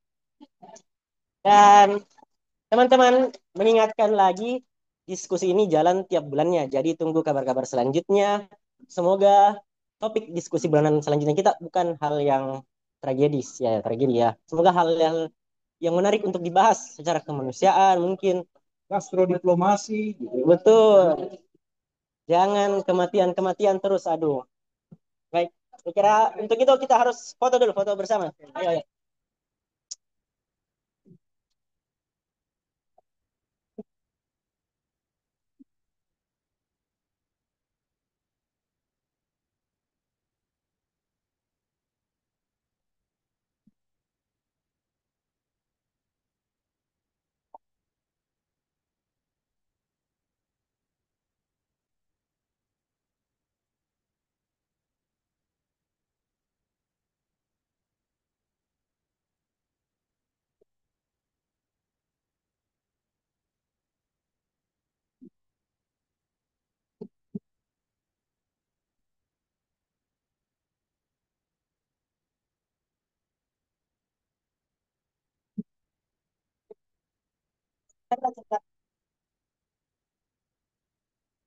Mungkin teman-teman yang di Zoom boleh aktifkan kameranya. Yang di Zoom silakan. Yang di Zoom boleh silakan aktifkan kameranya. Yang di Jepang juga minta tolong.